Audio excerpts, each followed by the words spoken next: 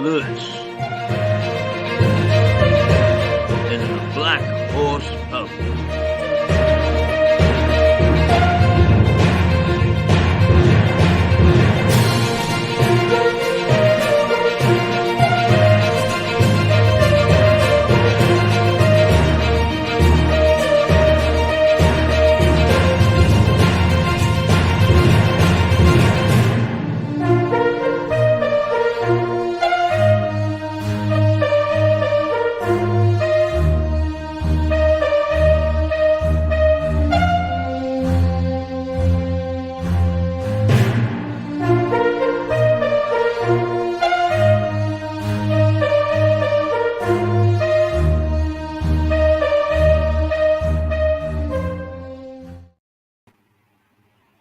Well, here we are back again, and there should be a little bit of festive cheer there. But what happened to that? Goodness gracious me, there it is. Let's show a bit of festive cheer. There we go.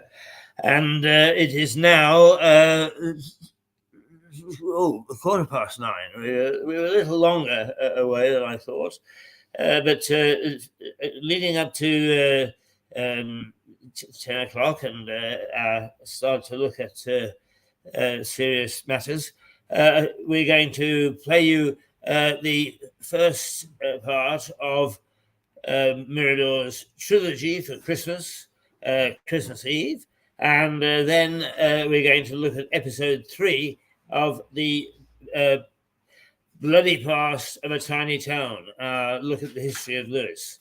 So let's see if we can find what we're looking for, and no items showing there. There's all files we need, and that should bring it up. If not, this most certainly will. Yes, absolutely. So here is a look at Christmas Christmas Eve, is it? Yeah, it should be. The sun is out there this morning, and it's looking very, very bright. There's Christmas Day, so we should have Christmas Eve here somewhere. Oh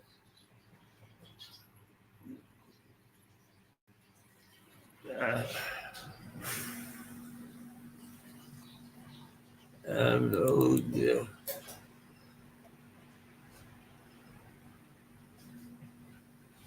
No, as usual, I've managed to cock up the. Well, I'll tell you what. Let's not delay. Let's not dally. Let's not get silly. What we'll do is we will play the bloody past first, and then we'll go to Christmas. Nothing like switching it around. So let's do that, and that will satisfy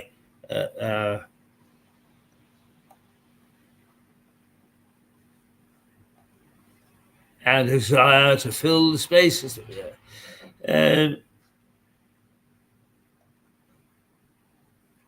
He said, not now being able to find even that. Yeah, episode 1, episode 2, and somewhere here should be episode 3. I'll blame the sun in my eyes. That's what I'll do. I'll blame the sun in my eyes. Yes. Oh, dear.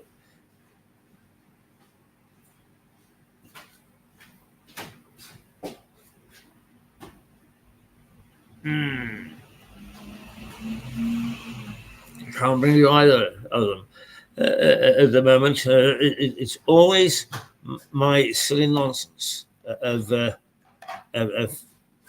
not really totally understanding technology. It's because of my age. You see, I'm way over 35, and There we go, episode 3 of A Bloody Farce. Here we go.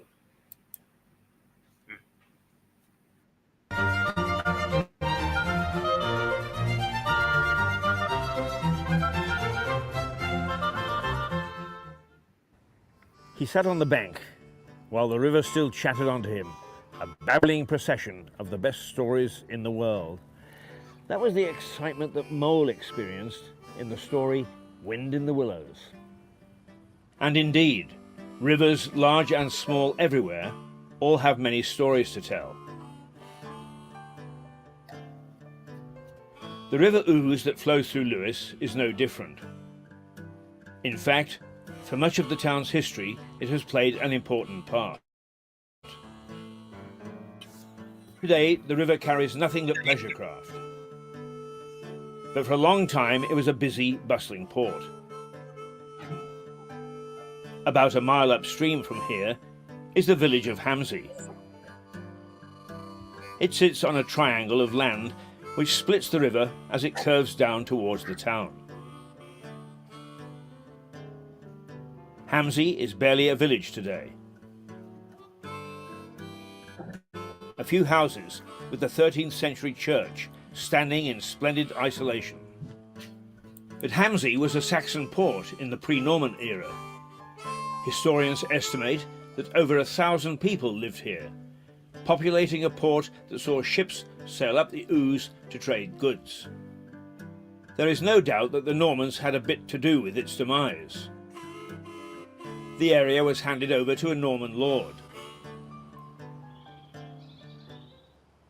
But the community was attacked by an enemy it couldn't stop. An army of rats, which disembarked from one of the visiting ships, went ashore and infected the village with bubonic plague, the Black Death. The disease devastated Hamsey. And while there is no historic evidence, legend has it that the residents barricaded themselves in to prevent unaffected people coming in and diseased people getting out. Eventually, they starved to death. Named after the black rats which carried the plague, the Black Death killed over half the population in Britain between 1348 and 1349. The survivors founded another village off Ham, the modern thriving village of Opham.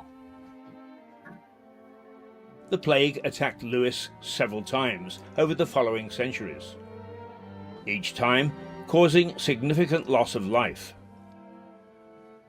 So death continued to stalk Lewes, bringing tragedy to the high street in rather greater measure than other UK high streets. Hamsey gone, but Lewes as a port flourished. Ships and barges plied their trade up and down the Ouse, creating an exciting and bustling waterway.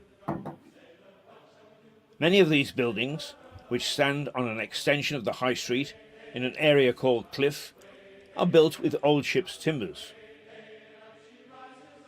Where Argos now stands was a sailor's pub called the Bear, built as a brewery in 1787, and it succumbed to the carelessness of revelry and burned down in 1918.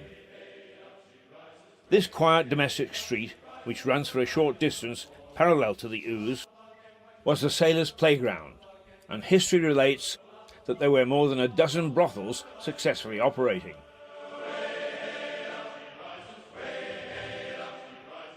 Today, this street is known as Little Chelsea.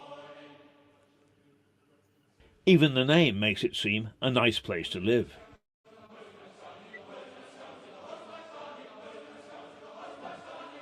The rather small abodes have found favour with many modern Louisians and are now favoured homes.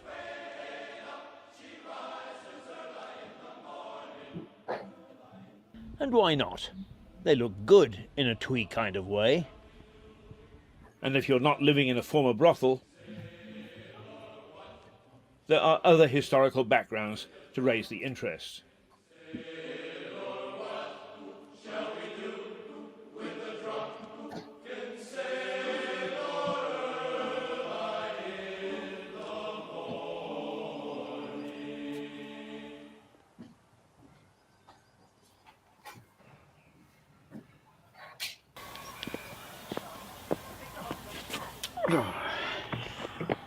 All this talk of pubs and trading around town, it saps my energy.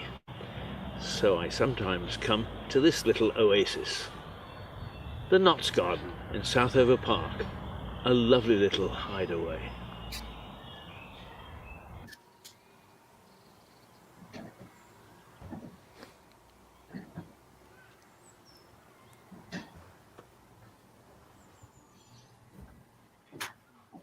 Back to the High Street, or at least its extension into the cliff area of Lewes. So I've been wandering around here because Lewes is full of antique stores and models.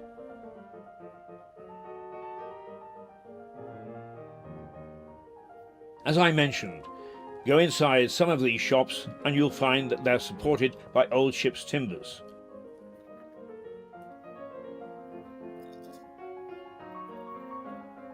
Another reminder of the days when Lewes was a port.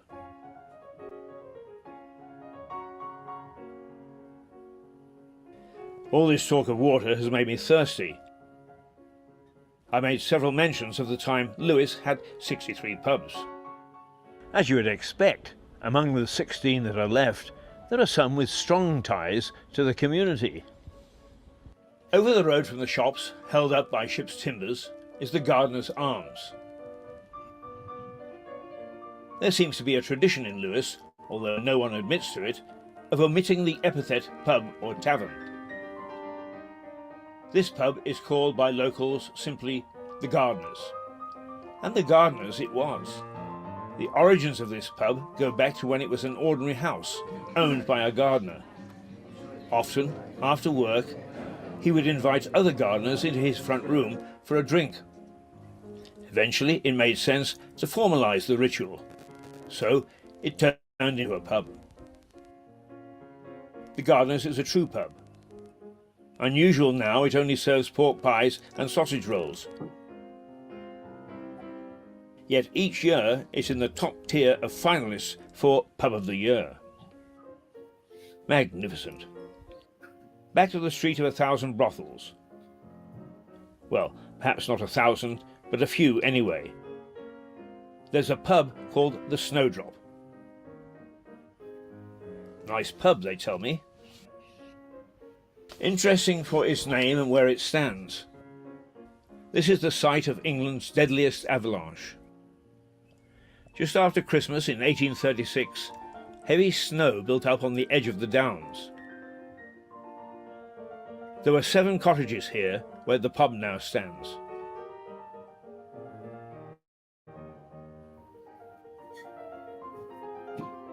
Despite warnings, the people living there went about their business, totally unconcerned about the snow.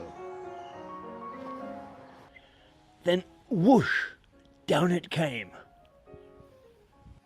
demolishing 7 cottages and taking the lives of 8 people.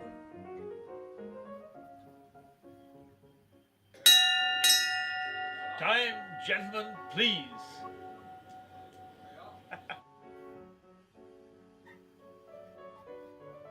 Not heard now, but the admonishment of past landlords that it was time to quit drinking should have been heeded by the cottagers. A disaster both for the country and the town. A brief mention of one last hostelry, the John Harvey Tavern. Named after the founder of a local brewery, the one of 16 to survive to the modern day, Harvey's has been around since at least 1790.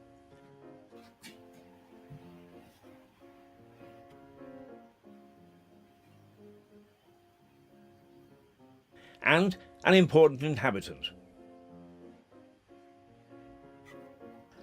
Along with Mole and Ratty on the banks of the River Ouse. More on that later. For the moment, back to the bar. How I wish I'd lived in Lewes when it had 63 pubs. Bliss.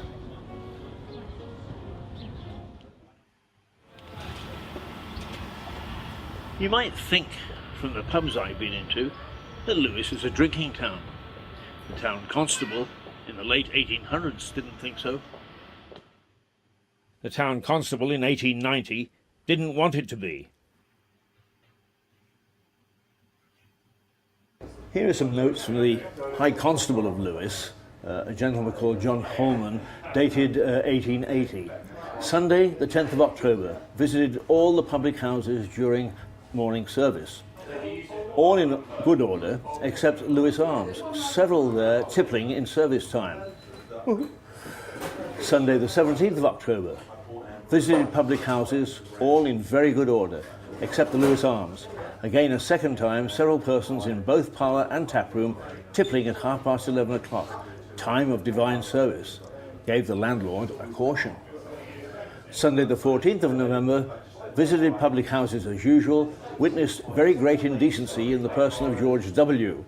Several persons were tippling during divine service, and on our approach to do our duty, they were permitted to hide themselves upstairs in the pub. This was the third or fourth offence of the same kind. Wow, a bit different today. But beer is very close to the hearts of this Sussex town, because it's one of the main employers and industries. Earlier, I mentioned the John Harvey Tavern. John Harvey started his brewery on the banks of the River Ouse in 1790. He was one of the 16 that flourished here at one time. Now, with just the odd microbrewery popping up here and there, it's the only one. The brewery is close to the hearts of the community. The pubs it owns have in the main remained traditional, while its method of delivery has most definitely remained in the past. Miles Jenner is the chief brewer, and his range of beers reflects the activities of the local community.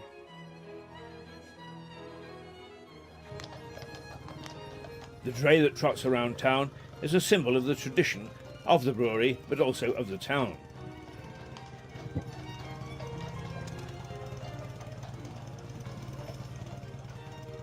The beer maker turns out beers named after local events: Firecracker, Tom Paine, Bonfire Boy, and Lewes Castle.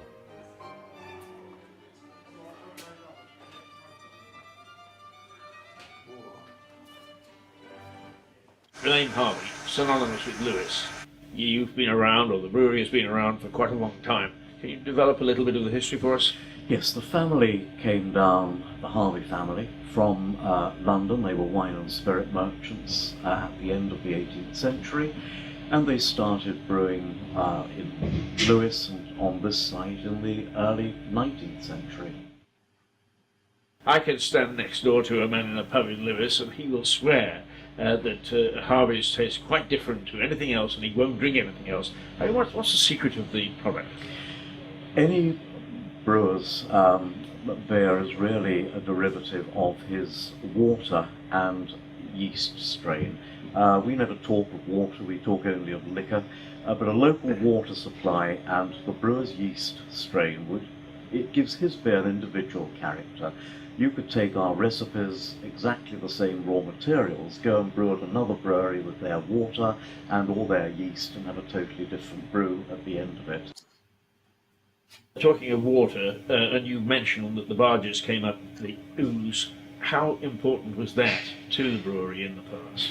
Well, I think it was very important. It was, you know, a fundamental form of communication, and if you were bringing a fair few tons of barley upstream, then it was a very sensible way of delivering. But just as industry sent stuff out to the river, so the river sent stuff back to them, and it wasn't unusual to brew with river water around your feet. And the last big flood we had in 2000, we were 6 foot deep in river water.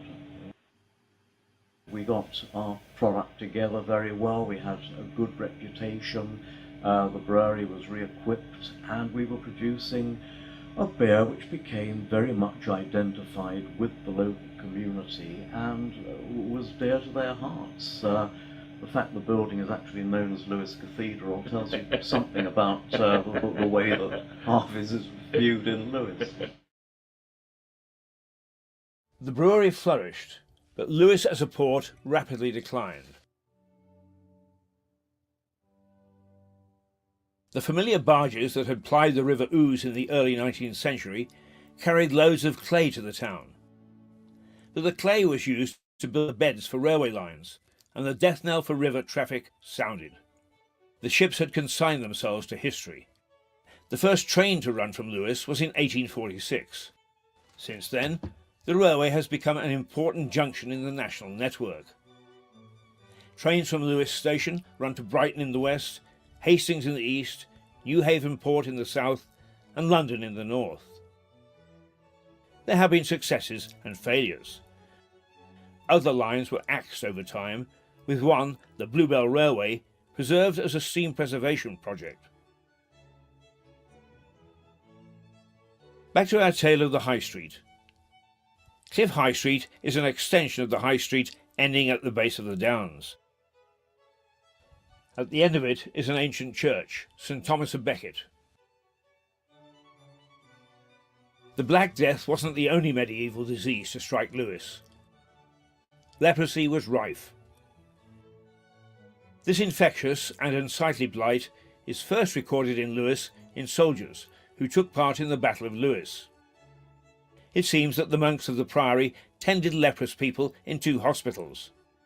Of the larger hospital, St. Nicholas, little remains, but the smaller hospital of St. James also treated lepers. Bones of the hundreds who died in the Battle of Lewes showed that leprosy was widespread. Don't wear this hat to look pretty, you know. There's a Sherlock gene in me somewhere that gets me into more trouble than enough. So I'm going to stick my head above the parapet and suggest that there's evidence of leprosy here long before the Normans paddled ashore at Hastings. The church of St. Thomas of Becket in Cliff, that's the very far end of the High Street, up against the Downs, has a leper's slit. This was a channel built into the church wall, so that lepers could take Holy Communion without infecting the congregation. St. Thomas's is a very ancient church, with bits of it predating the Normans by quite a few years. The interesting thing about this slit is that it starts and ends inside the church itself. Additions were made to the church over the years, so it appears that the leper's slit was built into the original church, but encompassed within it as it was enlarged. Certainly leprosy entered Europe about the 4th century, but was only virulent in the 11th. But it seems that the disease was already in Lewes well before that. Anyway, the Cluniac Priory tended to lepers until a certain king's greed and love life shut the priory down. So leprosy could be added to the Black Death as a scourge of Lewes. But let's shuck off the historic events of bloody Lewes and celebrate the river, the way that our friends in Wind in the Willows did, the lovable Mole and his friend Gung-Ho Ratty. Each summer, a raft race is held on the Ouse by the local round table. Teams from organisations, schools, businesses and even groups of individuals construct weird and wonderful rafts and race each other from Lewes down to the sea at Newhaven. Not a very fair race. The crews bombard each other with flour and water bombs, water pistols and any other old rubbish. Spectators add to the mayhem by pelting other missiles at the crews. The first few hundred metres are quite torrid, because from the bridges here, people hurl flour bombs and eggs and all sorts of things at you, really. But when you get past Lewes, it's quite peaceful and serene down the river, and you've got the tide to help you along as well. Last year the theme was the Rio Olympics, so again it was quite open to interpretation. You could just take Brazilian culture or, of course, the Olympics. I actually took part last year. I duly sank in Newhaven Harbour, unfortunately. But obviously we put the proper safety provisions in place, and we were fished out before we were swept out into the English Channel. There's been suggestions this year that there will be pirate rafts and people drinking rum and trying to board other people's boats, but we'll see how that happens. We're limited for safety reasons to 25 rafts. In the next number of weeks, we're going to have talks with all the safety bodies and perhaps we may be allowed more, but obviously safety is our main priority. This year I've been absolutely inundated with applications. I think I've sent out over 100 application forms. Wow! Now, how do you select which of the 25 are going to be lucky? It's down to, in a lot of cases, the event is sponsored. So in many cases, with sponsors may get priority, but overall it's just a lottery really, and or the best rafts will be chosen. Now, in fundraising, do people just donate, or what do you do? Do you have people shaking cans? There's a certain amount of bucket collections, and also there's an entry fee for the raft race itself. A good portion of that money goes to the actual operational costs of providing the safety provisions and so on. But obviously, whatever's left over will go to the local charity. Right. This year, we're also in partnership with New Haven Town Council, because they really wanted to get more involved, because obviously it finishes there. So this year we will be supporting a charity in Lewes and a charity in New Haven. A lot of people line the banks. Do you take an estimate of how many people are here on a good Sunday? We would estimate maybe 5,000 to 7,000, but we've no way of telling really. But it seems to be a very popular event, and the people of the town have taken it to their hearts. Yes, indeed they have. I mean, it's a wonderful occasion. After all the bloodshed and death in this little town, that regatta makes me feel a lot better. Time for a little nap, I think.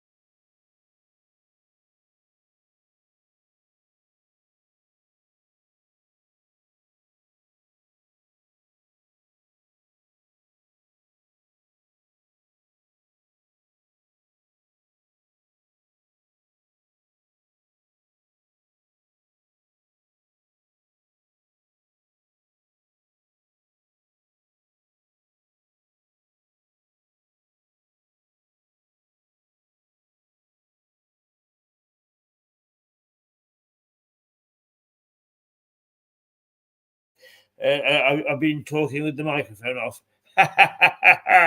Now, let me repeat what I just said. We are going to show next week the episode of the documentary in which the fight, the battle of Brighton Rock, written by Graham Greene, is highlighted on Brighton Racecourse, but not a bit of it. It took place on Lewes Racecourse, and we document exactly what happened and how very brave Lewes policemen, Lewes judges, Lewes trial attorneys, and Lewes jury were in putting an end to the violence that these gangs brought to British racecourses. Now, the old man wants his coffee, so he's preparing himself to join you eventually. So what we're going to do is just... to receive a very important well, there you are, you see, important things called. What we're going to do is to show you what Christmas Day is like on Mirador. So here we go, Christmas Day amongst us. Simon, hi, did you phone it?